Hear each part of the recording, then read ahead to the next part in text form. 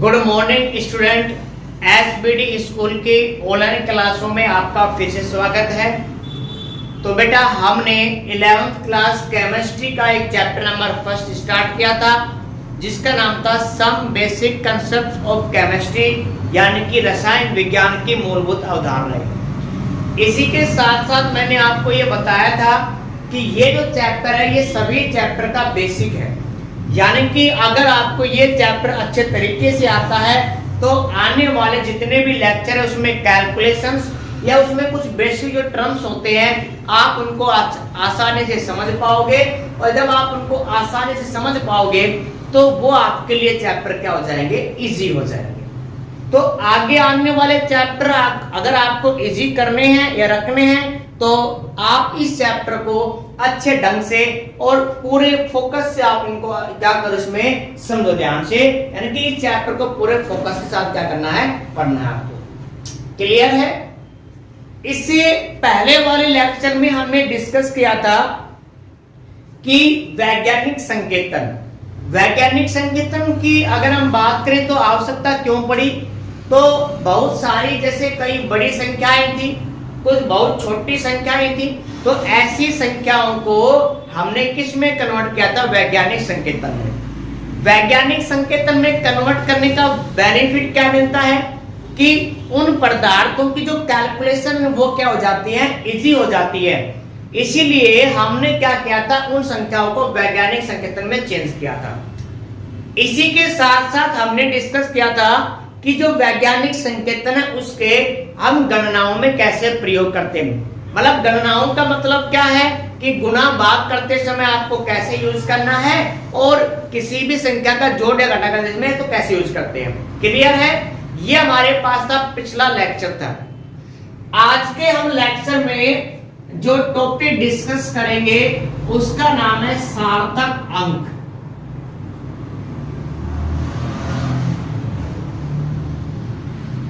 सार्थक अंक, ठीक है। सार्थक अंक क्या होते हैं बेटा, जैसे अगर हमारे पास कोई भी संख्या दे रखी है तो उस संख्या के अंदर कितने ऐसे डिजिट हैं जो जिनका कुछ अर्थ निकलता है, उनकी संख्या क्या कहलाती है, सार्थक अंक कहलाती है। जैसे एग्जाम्पल की बात करें यहाँ पे कि 0.2 है, 0 है, तो यहाँ पे इस 0 का क्या महत्व है, कोई महत्व नहीं इसमें। तो ऐसी संख्याएं, सुना ध्यान से, ऐसी संख्याएं या किसी संख्या में अर्थपूर्ण जितने भी डिजिट होते हैं उनकी कुल संख्या ही क्या कहलाती है, सार्थक अंक कहलाती है। क्लियर है? तो किसी संख्या में अर्थपूर्ण अंकों की संख्या क्या कहलाती है, सार्थक अंक कहलाती है। अब यहाँ पे क्वेश्चन ये आता है कि सर हमें कैसे पता चलेगा कि किसी संख्या में कुल कितने अर्थपूर्ण अंक है, कितने नहीं है। तो उसके कुछ रूल होते हैं, यानी कि अगर आपको किसी भी संख्या में सार्थक अंकों की संख्या ज्ञात करनी होती है तो उसके कुछ क्या होते हैं, नियम होते हैं, जिन नियम को क्या करेंगे, एक एक करके पढ़ेंगे। क्लियर है? तो आप जल्दी से पेन कॉपी निकाल लो और हेडिंग डालो सार्थक अंक, ठीक है। और सार्थक अंक में भी हमें क्या पढ़ना है, रूल पढ़ना है। तो रूल नंबर फर्स्ट है इसमें कि किसी भी संख्या में शून्य के अलावा जितने भी अशून्य अंक होते हैं वो सारे के सारे क्या कहलाते हैं, सार्थक अंक कहलाते हैं।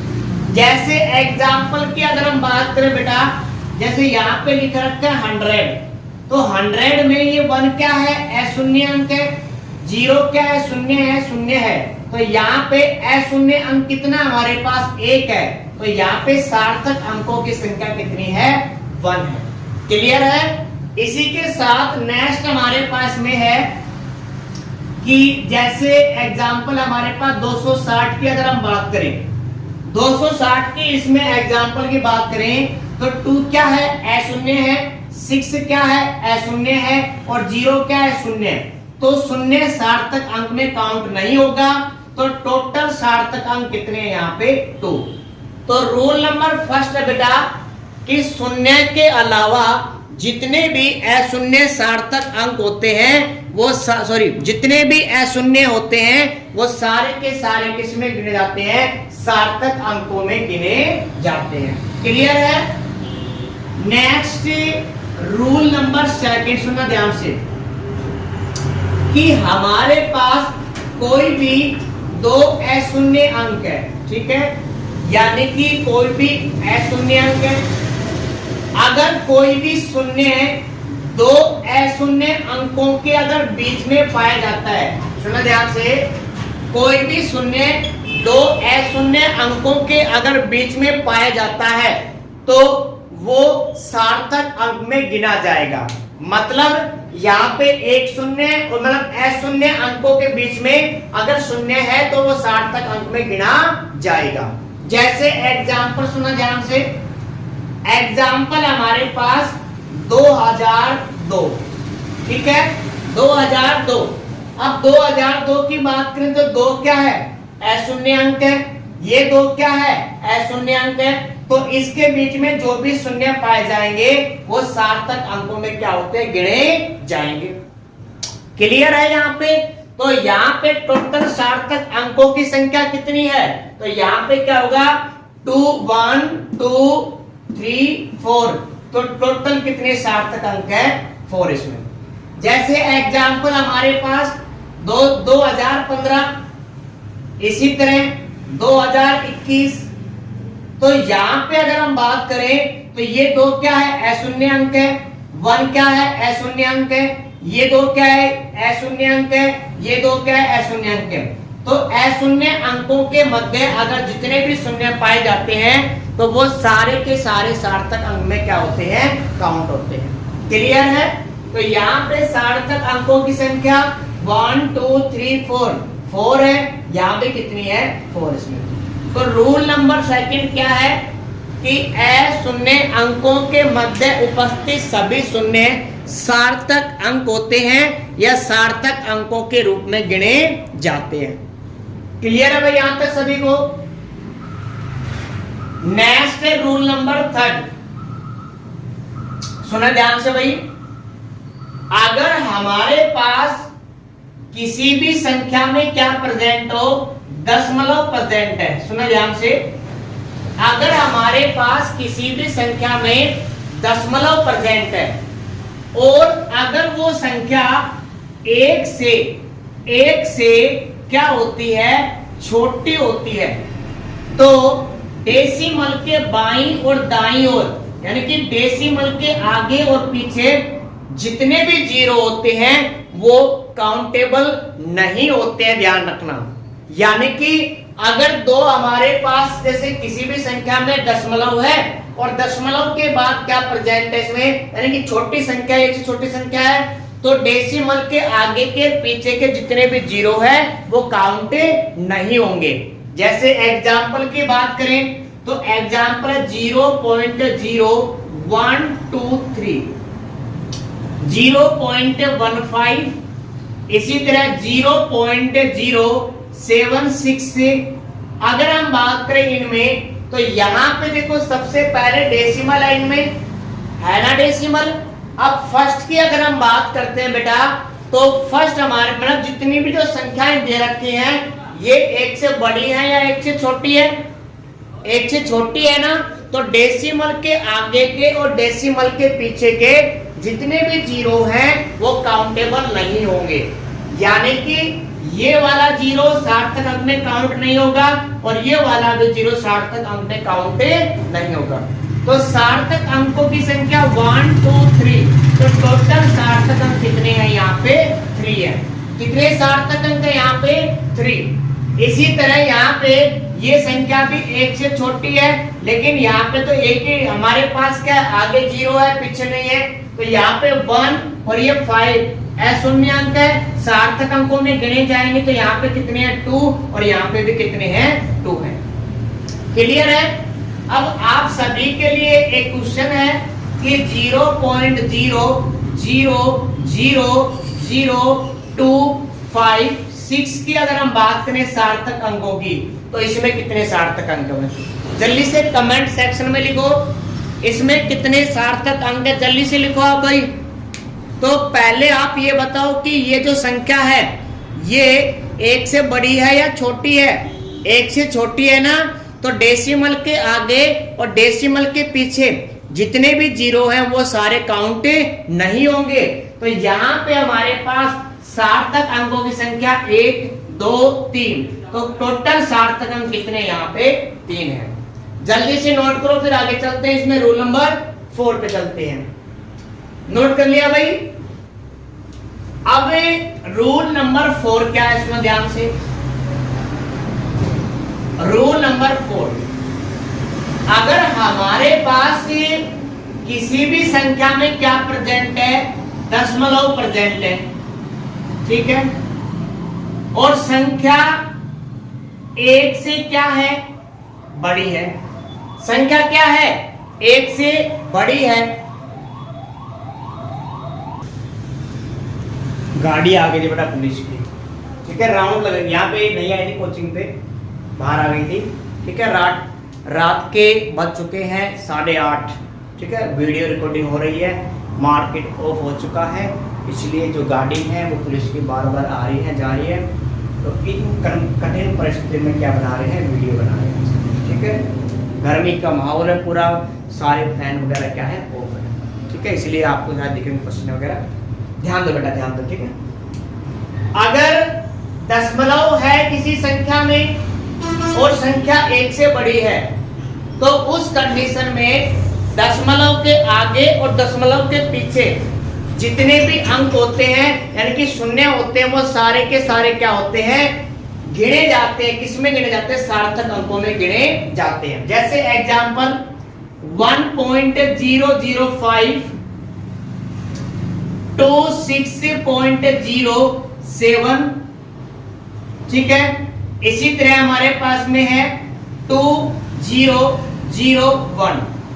अगर हम इनमें बात करें सार्थक अंकों की, तो बेटा पहले आप मुझे ये बताओ कि दी गई संख्या 1 से बड़ी है या छोटी है? संख्या 1 से क्या है, बड़ी है। तो डेसिमल के आगे और डेसिमल के पीछे जितने भी जीरो हैं वो सारे के सारे क्या होंगे, गिने जाएंगे। तो यहाँ पे डेसिमल के आगे पीछे कितने जीरो हैं, यहाँ पे 2, तो ये भी गिने जाएंगे। तो सार्थक अंकों की संख्या 1 2 3 4, तो कुल कितने सार्थक अंक है, यहाँ पे 4 है। क्लियर है? इसी तरह डेसिमल के पीछे भी कितना है, 0 है, तो 1 2 3 4, टोटल कितने सार्थक अंक है, यहाँ पे 4। इसमें कितने, 1 2 3 4, इसमें भी कितने हैं, 4 है। क्लियर है यहाँ तक? तो ये हमारे पास था इसमें रूल नंबर 4। जल्दी से नोट करो बेटा, नोट कर लिया यहाँ तक? चलो आगे अब हम डिस्कस करते हैं रूल नंबर 5 क्या है। रूल नंबर 5 सुना ध्यान से। अगर हमारे पास कोई भी दी गई संख्या वैज्ञानिक संकेतन में लिखी गई है, सुना ध्यान से, अगर हमारे पास कोई भी दी गई संख्या किसमें लिखी गई है, वैज्ञानिक संकेतन में लिखी गई है, तो डेसिमल के तो जो 10 की पावर यानी कि जो घात होती है ना, वो कभी भी सार्थक अंकों में गिनी नहीं जाएगी। मैं रिपीट कर रहा हूं, सुना ध्यान से। अगर कोई दी गई संख्या हमारे पास किसमें लिखी गई है, वैज्ञानिक संकेतन में लिखी गई है, तो जो हमारे पास 10 की घात होती है वो कभी भी सार्थक अंकों में गिनी नहीं जाती है। जैसे एग्जांपल भाई आवोगाद्रो संख्या बताई थी मैंने आपको, एक मोल में संख्या कितनी होती है भाई, एक मोल में 6.023। किन्हीं बुक में आपको 22 भी मिल जाएगा, ध्यान रखना, 23 इंटू 10 की पावर 24। अब यहाँ पे ये संख्या किसके रूप में लिखी गई है, वैज्ञानिक संकेतन के रूप में लिखी गई है। अब आप मुझे ये बताओ, क्या इसको काउंट करेंगे क्या सार्थक अंकों में 10 की पावर 24 को? नहीं करेंगे, ध्यान रखना। सार्थक अंक में जो 10 की घात है उनको शामिल नहीं करेंगे। तो यहाँ पे सार्थक अंक कितना है, 1 है, 2 है, 3 है, 4 है। तो टोटल सार्थक अंकों की संख्या कितनी है, यहाँ पे 4 है। मतलब क्या है कि अगर कोई भी संख्या वैज्ञानिक संकेतन के रूप में लिखी गई है तो जो हमारे पास 10 की पावर होती है हम उनको कभी भी शामिल नहीं करते हैं। किसमें नहीं करते हैं? सार्थक अंकों में शामिल नहीं करते हैं। नेक्स्ट जैसे एग्जांपल, भाई प्रकाश का वेग था ना, इसमें कितना था? 3.0 इंटू 10 की पावर कितना था? 8, और यूनिट क्या थी? मीटर पर सेकंड था इसमें। अब यहाँ पे ये जो 10 की पावर 8 है इसको काउंट नहीं करेंगे तो यहाँ पे सार्थक अंकों की संख्या कितनी है? 2 है। क्लियर है बेटा? तो ये हमारे पास रूल नंबर 5 था। मैं एक बार जो हमने रूल पढ़े हैं उसको रिपीट करा देता हूं। फर्स्ट हमने पढ़ा इसमें कि किसी भी संख्या में शून्य के अलावा जितने भी अशून्य अंक होते हैं वो सार्थक अंकों में गिने जाते हैं। इसके बाद रूल नंबर 2 पढ़ा हमने कि किन्हीं दो अशून्य अंकों के मध्य अगर शून्य प्रेजेंट होता है तो वो गिना जाता है किसमें? सार्थक अंक में। रूल नंबर 3, अगर दी गई संख्या में दशमलव है और संख्या 1 से छोटी है तो डेसिमल के आगे और डेसिमल के पीछे जितने भी अंक है वो सार्थक अंक में काउंट नहीं होंगे। रूल नंबर 4 कि अगर संख्या में दशमलव है, अगर संख्या में दशमलव है और संख्या 1 से बड़ी है तो डेसिमल के आगे के और डेसिमल के पीछे के जितने भी हमारे पास जो 0 है वो काउंट होंगे सार्थक अंकों में। क्लियर है? रूल नंबर 5, तो रूल नंबर 5 में हमने क्या पढ़ा है कि अगर कोई भी संख्या वैज्ञानिक संकेतन में है तो 10 की पावर जो गाते हैं उनको कभी भी सार्थक अंकों में काउंट नहीं करते हैं। रूल नंबर 6, ठीक है, अगर हमारे पास कोई भी गिनती होती है, सुनना ध्यान से, कोई भी गिनती होती है, मतलब जैसे हम कहें कि मेरे पास 120 रुपए हैं, ठीक है, मानना है, ठीक है, 120 रुपए हैं, आपके पास 2 करोड़ रुपए हैं, खुश हो गए? 2 करोड़ रुपए का नाम सुनते, मानना है, ध्यान रखना। या मैं आपको कल 1 करोड़ रुपए दूंगा, ये तो अच्छी बात है। तो अगर रुपयों की गिनती होती है ना बेटा, या किसी भी वस्तुओं की गिनती होती है, जैसे मैं क्या इसमें कल मैं 4 पेन लेके आया, कल मैं 100 पेन लेके आया, तो ऐसी बात तो है नहीं कि मुझे 99 पेन मिलेंगे या 99.5 पेन मिलेंगे, पूरे ही तो मिलेंगे। अगर मैं 100 पेन लेने गया तो मुझे 100 ही मिलेंगे, ऐसे थोड़ी ना कि 99.5 पेन देंगे, ऐसा नहीं होगा। तो ध्यान रखना, रुपयों की गिनती, वस्तुओं की गिनती, इसी के साथ साथ अगर हम बात करें पाई, इन सभी का मान फिक्स होता है। पाई का मान कितना होता है? 22/7। कितना होता है बेटा? 22/7 होता है। तो यहाँ पे इन सभी के लिए जो सार्थक अंक होती है उनकी जो संख्या होती है वो कैसी होती है? अनंत होती है। और अनंत को हम किससे रिप्रेजेंट करेंगे? इस सिंबल से रिप्रेजेंट करते हैं। क्लियर है? तो ये सारे के सारे क्या थे? हमारे पास रूल थे जिसमें आपको क्या करना था या जिनकी सहायता से आपको क्या करना है कि किसी भी संख्या में कुल सार्थक अंकों की संख्या काउंट कर सकते हो। क्लियर है यहां तक सभी को बेटा? ठीक, अब हम क्या करते हैं, कुछ क्वेश्चन की प्रैक्टिस करते हैं बेटा। तो जल्दी से मैं आपको कुछ क्वेश्चन लिखा रहा हूं, उनको नोट करो और इनमें कुल सार्थक अंकों की संख्या ज्ञात करो। फिर मैं करवाऊंगा टॉपिक को, यानी कि इनको आंसर करवाऊंगा। फिर आपको क्या करने, उनको मिलान करने हैं और आपको ये देखना है कि टॉपिक कितना समझ में आया है, कितना नहीं आया है। ठीक है, ये चीजें कहाँ पे काम आएंगी? जब आप कोई भी कैलकुलेशन करोगे तो उस समय काम आएंगे, ध्यान रखना। ठीक है, तो हमारे पास क्वेश्चन है, इसमें लिखो बेटा कि निम्नलिखित अंकों में, लिखो सभी लिखो,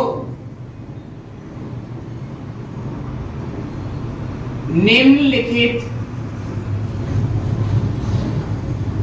में सार्थक अंकों की संख्या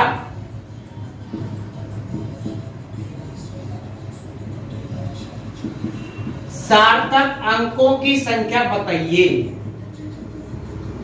ठीक है, फर्स्ट हमारे पास है 0.0025, सेकंड हमारे पास है 208, थर्ड हमारे पास है एग्जांपल 50500 यानी कि 500,005।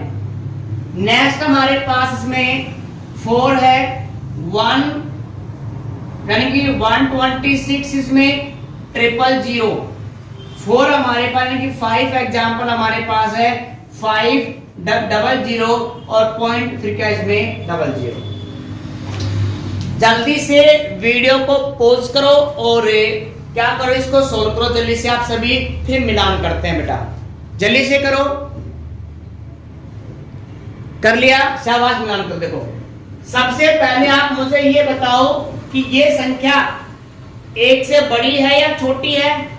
1 से छोटी है ना भाई, तो 1 से छोटी है तो डेसिमल के आगे के और डेसिमल के पीछे के जीरो काउंट नहीं होंगे।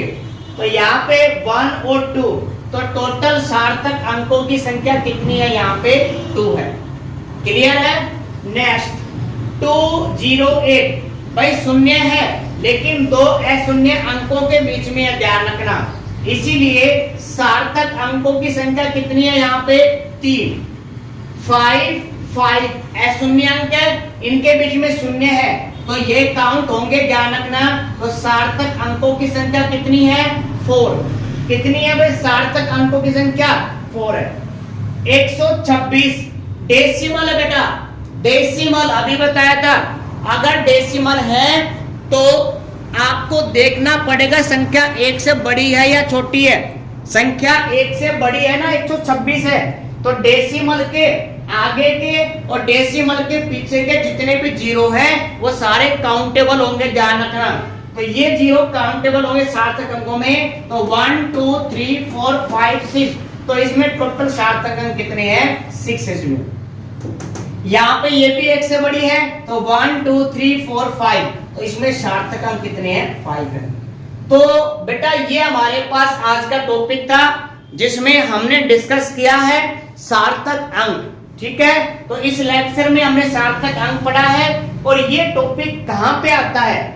ये टॉपिक जब आप कैलकुलेशन करोगे तो सार्थक अंक कितने हैं ये चीजें आपको काम आएंगी जब आप क्या करोगे, न्यूमेरिकल वगैरह करोगे। इसी के साथ साथ 11th क्लास में आपसे सीधा पूछ लेता है सार्थक अंक किसे कहते हैं, उदाहरण देकर समझिए। या आपके एग्जाम में पूछ लेता है कि निम्नलिखित में से सार्थक अंकों की गणना कीजिए। क्लियर है बेटा? तो ये आज का हमारे पास टॉपिक था। अच्छे से देखना है, इसको ध्यान से प्रैक्टिस करना है आपको जितने भी क्वेश्चंस हैं। और इसी के साथ साथ अगर अभी तक आपने वीडियो लाइक नहीं किया है तो जल्दी से वीडियो लाइक कर दे बेटा।